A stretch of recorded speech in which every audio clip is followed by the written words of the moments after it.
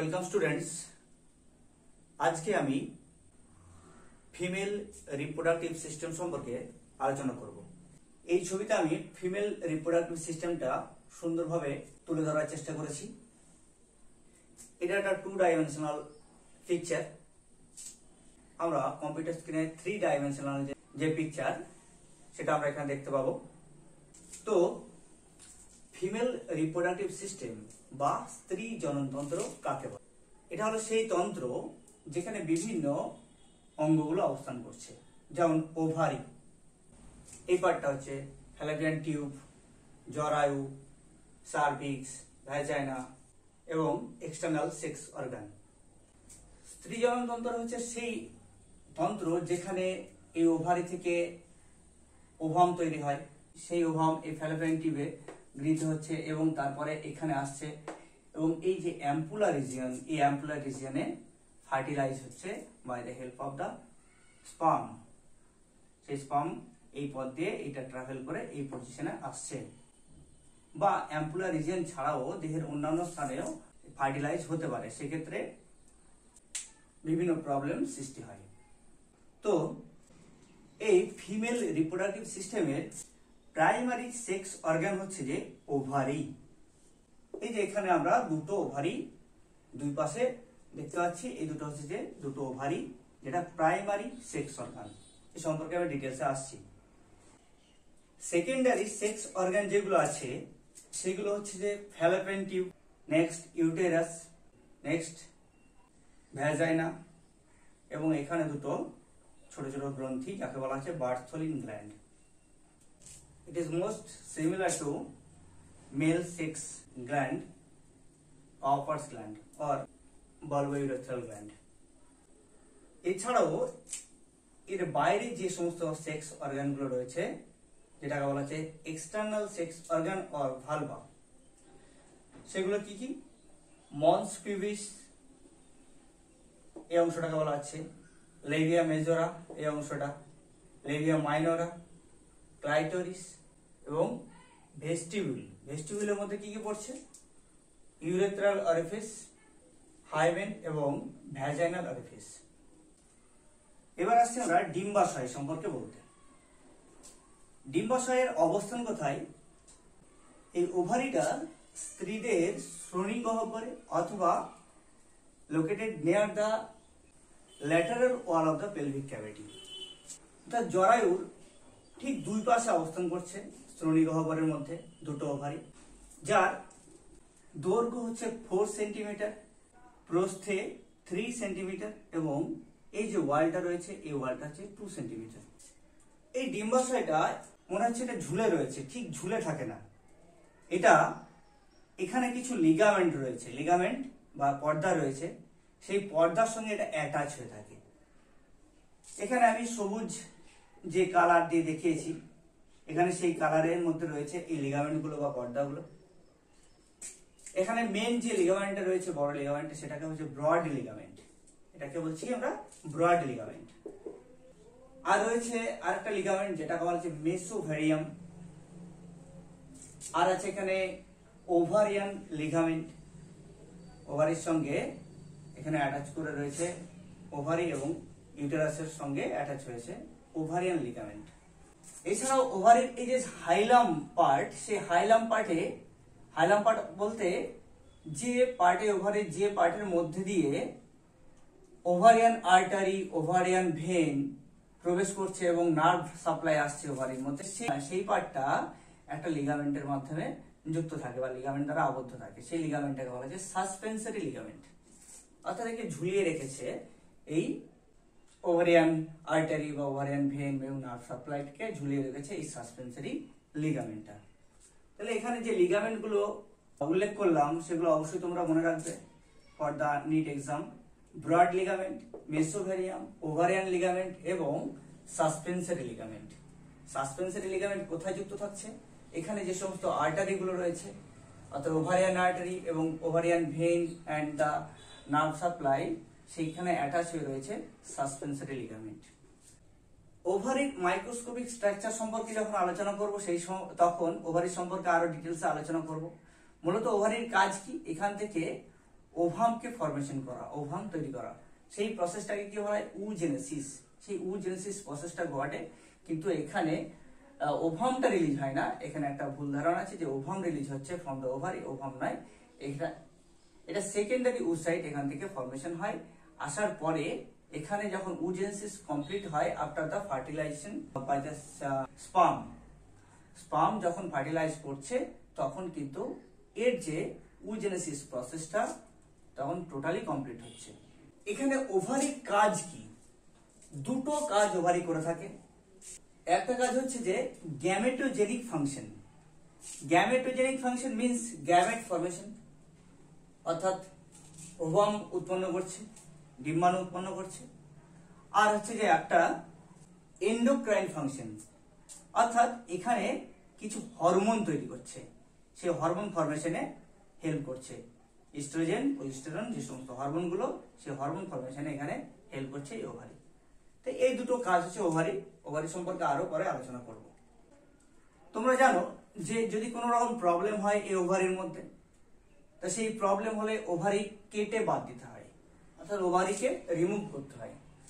এই ovary remove করাকে বলা হয়, বা রিমুভাল অফ ওভারিকে বলা হয় ওভোরেক্টমি।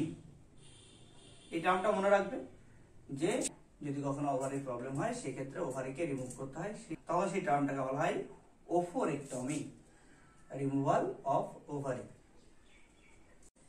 নেক্সট আমরা আসছি ফ্যালোপিয়ান টিউব।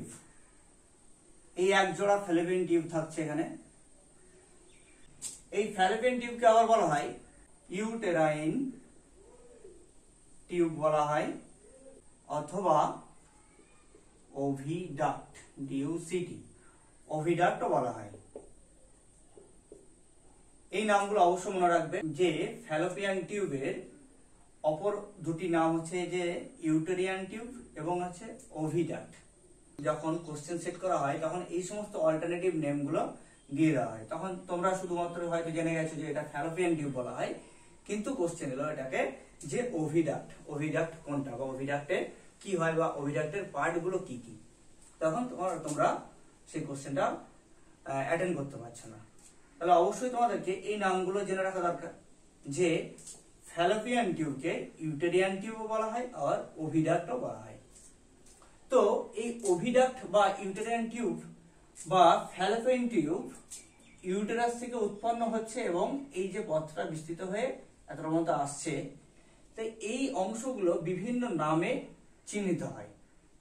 যে প্রথম যে পার্টটা, এই পার্টটাকে বলা হয়েছে ইউটেরাইন পার্ট, অর্থাৎ ইউটেরাইনের সঙ্গে এটা সংযুক্ত, সেই জন্য এটাকে বলা হয়েছে ইউটেরাইন পার্ট।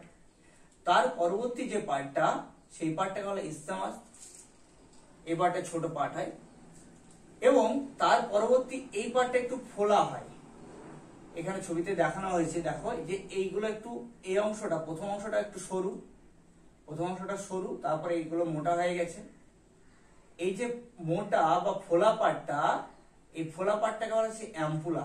তোমরা অ্যাম্পুলা বিভিন্ন জায়গাতে পড়েছো, তোমরা যখন ইন্টেস্টাইন পড়েছিলে তখন অ্যাম্পুলা ভাটার পড়েছিলে, অর্থাৎ একটা ফোলা স্থান হচ্ছে যে অ্যাম্পুলা।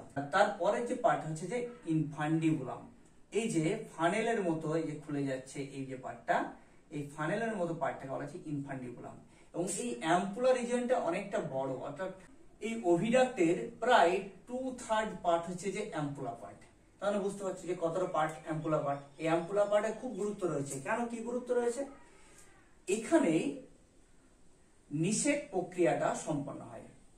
স্পার্ম এই পথ দিয়ে প্রবেশ করছে, প্রবেশ করার পর প্রায় 30 সেন্টিমিটার পথকে ক্রস করতে হয় স্পার্মকে। ক্রস করার পর ঠিক এই যে অ্যাম্পুলা রিজনে এসে একটা ওভাম যখনই আসছে এখানে, তখন এই অংশে অ্যাম্পুলা রিজনে ফার্টিলাইজ হয়। তাহলে ফার্টিলাইজেশন কোথায় ঘটে? ফ্যালোপিয়ান টিউবের অ্যাম্পুলা রিজনে ফার্টিলাইজেশনটা ঘটে থাকে। তাহলে সবসময় যে ফার্টিলাইজেশন যে অ্যাম্পুলা রিজনে হবে তা হয় না, কিন্তু কখনো কখনো কি হয়, এই যে ওভারি থেকে ওভাম রিলিজ হলো এবং সেখানে ইউটেরাইন যে ক্যাভিটি, সেই ক্যাভিটির মধ্যে হয়তো সেই ওভামটা চলে এসছে, স্পার্ম গুলো এই পথটাকে ট্রাভেল করে এই যে ইনফান্ডিবুলামকে ক্রস করে, ফিম্ব্রিকে ক্রস করে এসে বাইরে চলে আসছে এবং এখানে ফার্টিলাইজ হয়ে গেল। এবং সেই নিষিক্ত সেই ডিম্বাণু তখন কি করবে? সে তো একটা ইমপ্লান্ট হওয়ার একটা জায়গা খুঁজবে। কোথায় ইমপ্লান্টেশন হয় না ন্যাচারালি? ইমপ্লান্টেশন ন্যাচারালি হয়ে থাকে এই পথকে ক্রস করে এসে এই ইউটেরাসের মধ্যে ইমপ্লান্টেশন হয় এবং সেখানে নর্মাল বেবি গ্রোথ হয়ে থাকে। কিন্তু কখনো কখনো তো ব্যতিক্রম বা দুর্ঘটনা ঘটতে পারে। সেই দুর্ঘটনার মধ্যে এটা হচ্ছে যে এইরকম, এই দুর্ঘটনাটা যে ফ্যালোপিয়ান টিউবের বাইরে যখন ফার্টিলাইজেশন বা নিষেকটা ঘটে, তখন এই ধরনের ফার্টিলাইজড ও এগ তখন জায়গা খোঁজে যে কোথায় সে ইমপ্লান্ট হবে। ন্যাচারালি ইমপ্লান্ট ম্যাক্সিমাম ক্ষেত্রে হয়ে থাকে কোথায়? ইন্টেস্টাইনের যে ওয়াল, সেই ইন্টেস্টাইনের ওয়ালের মধ্যে এই ওভামের ইমপ্লান্টেশন হয়ে যায়। সেক্ষেত্রে বিশাল প্রবলেম হয় যে ক্ষেত্রে, যে মহিলার ক্ষেত্রে এই ধরনের ইমপ্লান্টেশন ঘটে, তার সেই ইন্টেস্টাইনাল লেয়ারের মধ্যে সেখানে প্লাসেন্টা ফর্মেশন করতে থাকে। প্লাসেন্টা ফর্মেশন করে এখান থেকে নিউট্রিশন নেওয়ার চেষ্টা করে, যার ফলে এখানে বাড়তে থাকে সেই ফার্টিলাইজ এগ। এবং এই ধরনের প্রেগন্যান্সিকে বলা হয় একটপিক প্রেগন্যান্সি। এই একটপিক প্রেগন্যান্সিতে কি হয়, নরমালি ইউটেরাসে ইমপ্লান্ট না হয়ে দেহগহ্বরের মধ্যে সেটা ইমপ্লান্ট হয়ে যাচ্ছে বা গর্ভ সঞ্চার করছে, যা বিপদের সম্ভাবনা ঘটায় মাদারের ক্ষেত্রে। যাই হোক, তাহলে এই পার্ট হচ্ছে ইনফান্ডিবুলাম। এবং এখানে যে দেখতে পাচ্ছি ফিঙ্গার লাইক স্ট্রাকচার, এই ফিঙ্গার লাইক স্ট্রাকচার গুলোকে বলা হচ্ছে ফিমব্রে, FIMBRIAE, ফিমব্রে।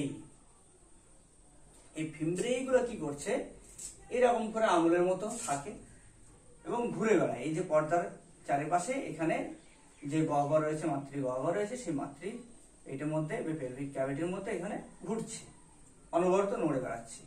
সে নড়ে বেড়ায়, যখনই এখান থেকে এগ রিলিজ হচ্ছে, ওসাইট রিলিজ হচ্ছে, সেই রিলিজকে এরা ক্যাপচার করে নেয়, ধরে নেয় এবং সেই ওসাইটকে তখন এদিকে ঠেলে দেয়, ভেতর দিকে ঠেলে দেয়, যেতে সাহায্য করে। তাহলে এর কাজ, কখনো কখনো বললাম যে এই ফিমব্রে যে এগটা বেরিয়ে আসছে, সেইটা মাঝে মাঝে ধরতেও পারে না, তখন সেই এগটা বাইরে চলে আসে এবং সেটা এই দেহগহ্বরের মধ্যে থাকে এবং সেখানে ফার্টিলাইজ হওয়ার চান্স থেকে যায়। মেনস্ট্রুয়াল যে সাইকেল, সেই মেনস্ট্রুয়াল সাইকেলের প্রত্যেক মাসে একটা করে এগ রিলিজ হচ্ছে। কিন্তু ওভারি তো আছে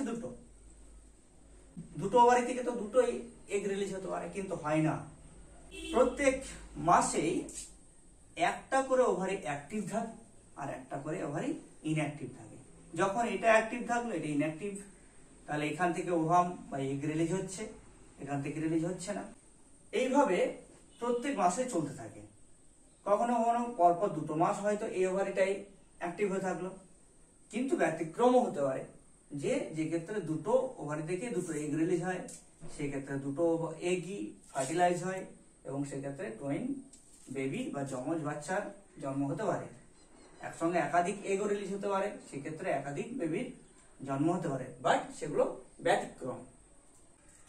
কিন্তু নর্মালি হচ্ছে যে প্রত্যেক মাসে একটা ওভারি থেকে একটাই এগ বা ওভাম রিলিজ হবে।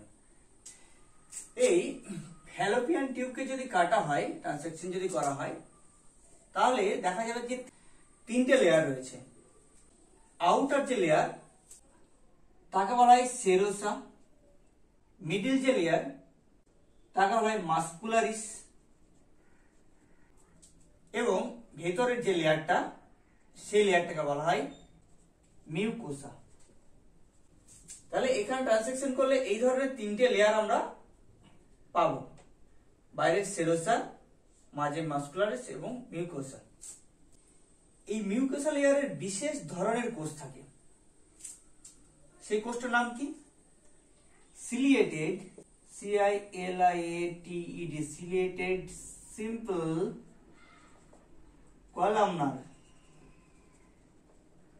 Columnar epithelium cell. Ciliated simple columnar epithelium বা এপিথেলিয়াল সেল এখানে থাকে এই মিউকোসা লেয়ারে। এই সেলের বিশেষ কাজ রয়েছে। কি কাজ? সিলিয়া, অর্থাৎ একটা কলামনার সেল যার মধ্যে এরকম সিলিয়া থাকে। সেই সিলিয়া কি করছে, এই যে এখানে ওভাম রিলিজ হচ্ছে বা ফার্টিলাইজ যে এগ আসছে, সেই ফার্টিলাইজ এগকে এই রাস্তাটাকে ট্রাভেল করতে অর্থাৎ ঠেলে দিতে সাহায্য করছে। ফার্টিলাইজ এগকে, জাইগোটকে ঠেলে দিতে সাহায্য করছে এই ভেতরে, এই ইউটেরাসের মধ্যে। তাহলে এই যে কাজটা করে থাকে মূলত এই যে মিউকোসা লেয়ারের যে গুরুত্বপূর্ণ cell ciliated simple columnar epithelial sell.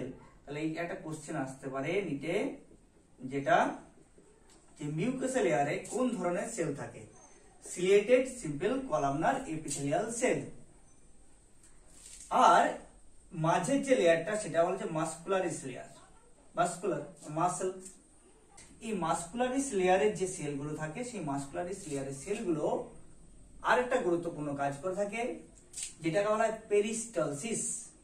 এই পেরিস্টালসিস টার্মটা তোমরা আগেও ডাইজেস্টিভ সিস্টেম যখন পড়িয়েছিলাম তখন তোমরা শুনেছো যে পেরিস্টালসিস একটা মুভমেন্ট, যে মুভমেন্টে ফলে যদি এখানে কোনো মেটেরিয়াল থাকে সেই মেটেরিয়ালকে সামনের দিকে এগিয়ে নিয়ে যেতে সাহায্য করে, অর্থাৎ একটা প্রেসার ক্রিয়েট করে যার ফলে এটা এদিকে এগিয়ে যায়। ঠিক সেই রকমই এখানে যে ফার্টিলাইজ এগটা এলো, সেই ফার্টিলাইজ এগকে পেরিস্টালসিস মুভমেন্টের মাধ্যমে এদিকে এগিয়ে নিয়ে যেতে সাহায্য করে, কিংবা যে স্পার্ম প্রবেশ করে সেই স্পার্মকে এদিকে ট্রাভেল করতে সাহায্য করে। এবং সেরোসা লেয়ার হচ্ছে যে outermost layer of the uterine tube. কখনো কখনো এই ফ্যালোপিয়ান টিউবের মধ্যে বিভিন্ন রকম জটিলতা দেখা দিতে পারে। সেটা যে ফার্টিলাইজ এগ, সেই ফার্টিলাইজ এগ এখানে আটকে গিয়ে এখানে ইমপ্লান্ট হতে পারে এবং সেখানে আস্তে আস্তে এখানে বাড়তে পারে এবং একটা অ্যাবনর্মাল কন্ডিশনে তৈরি করে। সেই ক্ষেত্রে বা কোনো রকম ঘা হলে বা কোনো ইনফেকশন হলে সেই ক্ষেত্রেও এই ফ্যালোপিয়ান টিউবকে কেটে বাদ দিতে হয়। সেই কেটে বাদ দেওয়া বা রিমুভ করা টার্মটাকে বলা হয় salpingectomy. That is the removal of fallopian tube. তাহলে ফ্যালোপিয়ান টিউবের যদি আমরা ফাংশন গুলো বলি, তাহলে কি কি ফাংশন এখানে? ফ্যালোপিয়ান টিউবের মেইন ফাংশন হলো ক্যাপচারিং অফ ওভাম, এখানে ওভামটাকে ক্যাপচার করতে হেল্প করে। তারপরে ট্রান্সপোর্ট অফ ওভাম, এই ওভামকে ট্রান্সপোর্ট করতে সাহায্য করছে। ট্রান্সপোর্টেশন অফ স্পার্ম, স্পার্মকে ট্রান্সপোর্ট করতে হেল্প করছে। নিউট্রিশন টু এমব্রায়ো, এখানে যদি এমব্রায়ো ফরমেশন করছে সেই এমব্রায়োকে নিউট্রিশন দিতে সাহায্য করছে। মুভমেন্ট অফ ওসাইট, ওসাইটকে মুভ করতে সাহায্য করছে। এবং মেইন কাজ আছে সাইট অফ ফার্টিলাইজেশন, অর্থাৎ ফার্টিলাইজেশনের মূল যে স্থান, সেই স্থান হলো যে এই অ্যাম্পুলা। অ্যাম্পুলা কোথায় অবস্থিত? এই ফ্যালোপিয়ান টিউবের মধ্যে। তাহলে এই কাজগুলো মূলত করে থাকে এই ফ্যালোপিয়ান টিউব। তাহলে আজকের ক্লাসে আমরা এতটা পর্যন্ত আলোচনা করলাম। পরবর্তী ক্লাসে আমরা পরবর্তী যে পার্টগুলো আছে সেই সম্পর্কে আলোচনা করব।